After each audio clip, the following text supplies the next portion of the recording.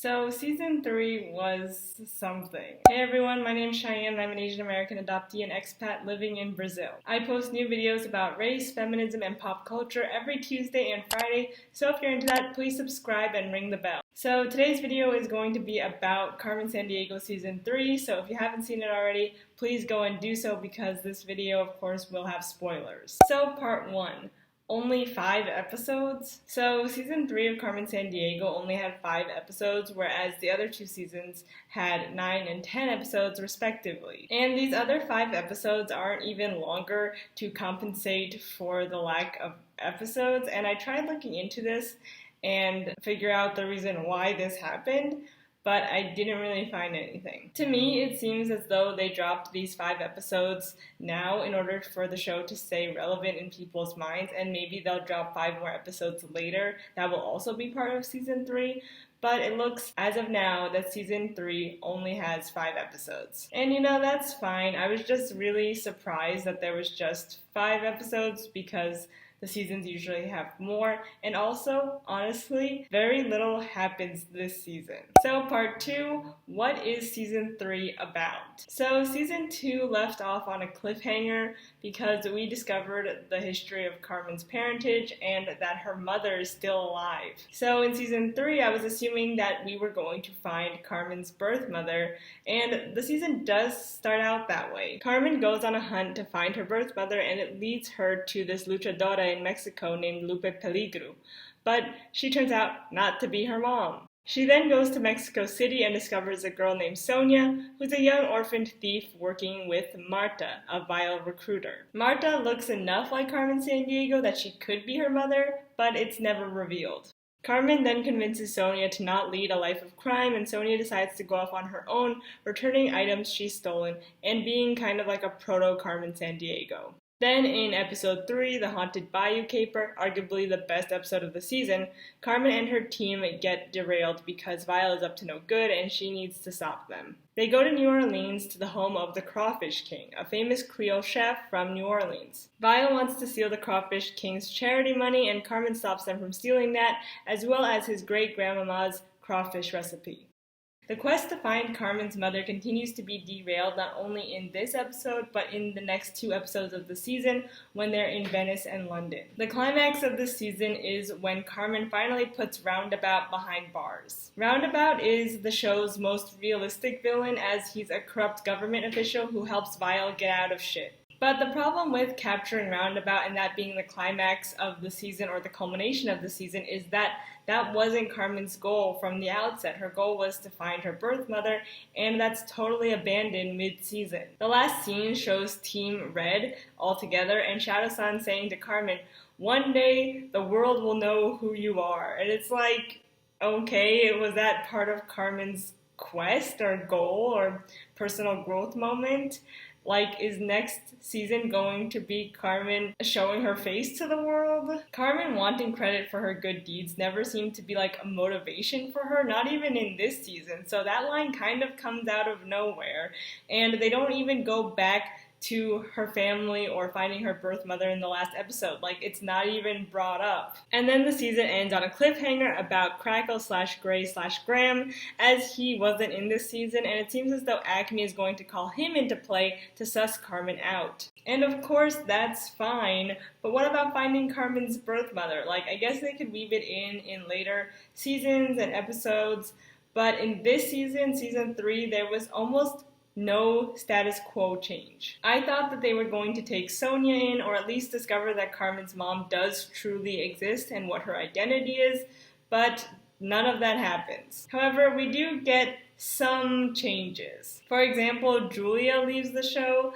Like, she was one of the best characters, but okay. Shadow-san makes up with his brother, and that was actually really sweet and touching, and I did really appreciate that. But the biggest status quo change is that now Devino is taking Carmen's side. So in season 4, he might switch over to Team Red, and that is kind of exciting. But other than those changes, this season is more of like a setup season rather than going in and really changing anything about the status quo or the already established dynamics in the show. And yeah, we get introduced to some new villains like the Troll, Flytrap, and Spin Kick, but the villains that Carmen actually has a past with, like, we almost never see them in this season. And honestly, these villains are set up out of like freaking nowhere. I mean, we had villains that were set up out of nowhere before in season 2, like Paper Star and Neil the Eel, but they were at least introduced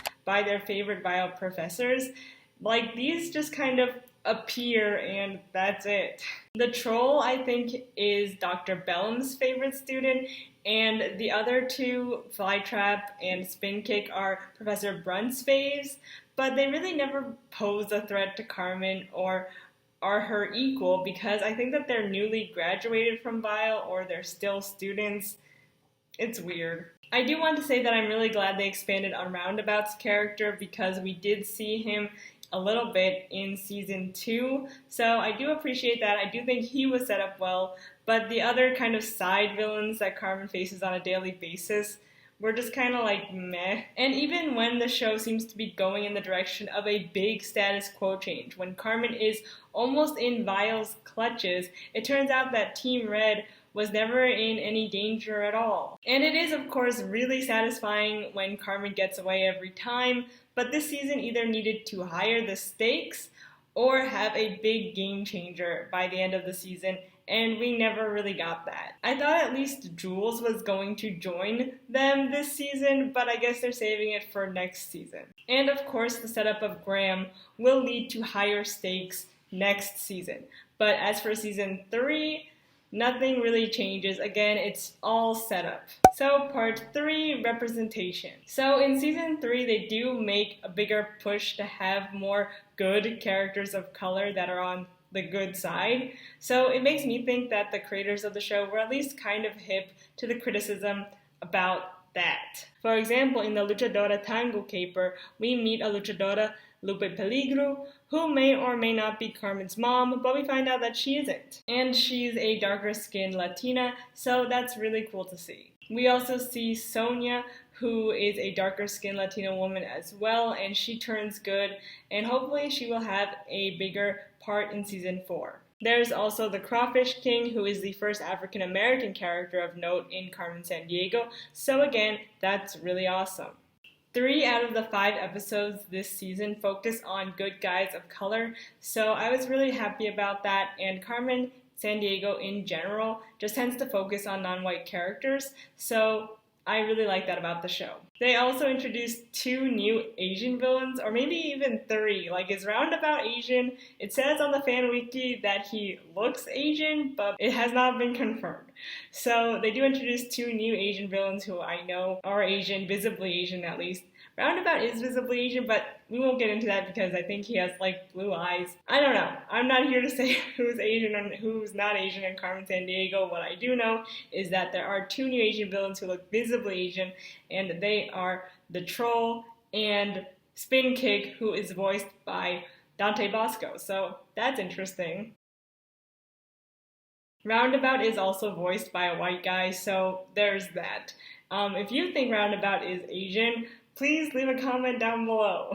And of course, like I said, they finally finish up Shadow-san's brother's plot, and in all, I really like the representation in this show. I love all the non-white characters, and I think it's especially important for kids to see. So part 4, the themes. So the overarching theme of this season is masks. Each and every episode of this season is about different types of masks or festivals with masks or the historical significance of masks, and I find that to be like kind of weird. I honestly don't know if this was because of the pandemic or not, but if it was, kudos I guess, but I really don't think it was. I think it definitely is more playing into the theme of appearances can be deceiving. It is of course important to wear masks nowadays though, so it's cool that they're kind of enforcing that in a kid's show during this time. But like 5 straight episodes about masks, it gets kind of boring. One of the most interesting parts of Carmen Sandiego is that each episode details different historical artifacts or places like the Vermeer paintings or the Uluru.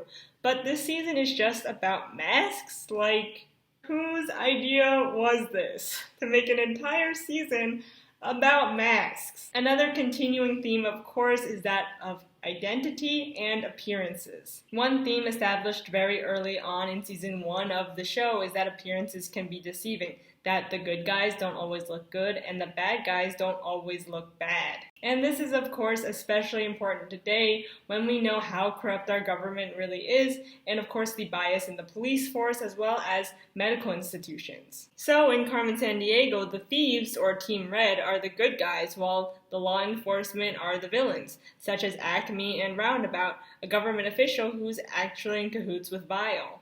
I really like that Carmen Sandiego includes both sets of villains, like the silly villains from Vile, but also the do-gooders of Acme, a supposedly good government agency that's actually just as corrupt as Vile. The show, of course, is not perfect, but I like that it does introduce people and kids to the idea that good and bad isn't black and white. Another theme this season is Halloween. 2 out of the 5 episodes are about Halloween, or at least semi-Halloween themed. And I don't know why, but that was like very strange to me. Like, to make 2 out of 5 episodes holiday themed, I don't know, it's kind of weird, but I get it, it's October. But the other seasons also premiered in October 1st, and they were not solely centered on one singular holiday. And then the finale of the season takes place during Guy Fawkes Day, which is interesting. And then they compare Carmen to Guy Fawkes because they were both government dissidents. And I'm like, okay, I mean, I don't know much about Guy Fawkes, but now I guess they're the same. If you know more about Guy Fawkes than me, leave a comment down below.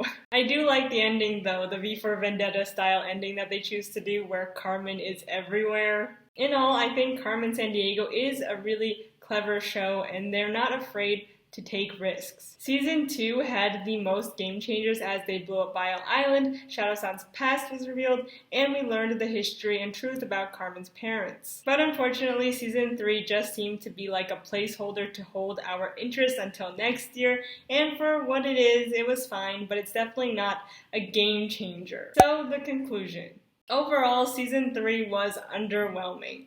The episodes were still fun, the adventures were still memorable, but the lack of status quo change is like mind-boggling to me. The success of this season kind of hinged on that, and since there was none, again, it just turned out to be a placeholder instead of like a real fleshed out season to me. Some plot threads were happily resolved. For example, Shadow-san and his brother, Julia logically leaving Acme, and of course Devino finally coming around to Carmen. So the setups are good, and it does make me excited for season 4 to see Julia again and Gray, and of course I really liked how this season, season 3, had more people of color in it. I'm also really excited to see Sonia and Marta again. I am pretty sure that Marta might be Carmen's real mom because they look eerily similar, but we'll have to wait and see. Something the writers regrettably didn't set up was the fact that neither Acme nor Vile realized that Carmen was on a quest for her mother, and if they knew that, that would higher the stakes for this season, but since they never figured it out, it kind of just like fell apart mid-season and they just kind of gave up. And yeah, that was probably the most frustrating part of this season, was that none of Carmen's villains knew what she was after and therefore couldn't play in to that plot thread, so they had to change it mid-season. And it is so frustrating, but I am still so excited for season 4. And if you are a Carmen Sandiego fan, please leave a comment down below and tell me your season 4 predictions. Anyway, that's it for this video. Thank you so much for watching, and of course a huge shout out to my patrons and to my subscribers. You guys make my day every day. Next video is going to be about Corpse Bride and a review of it and just, you know, a short delve into the themes of the movie. So if you're into that, please subscribe and ring the bell so you're notified every time I post a new video. If you like this video, please give it a thumbs up, leave a comment, share it with someone, and I'll see you in the next one. For those of you who are new here, I post new videos every Tuesday and Friday. So yeah, ring the bell, subscribe, and I'll see you in the next one. Bye.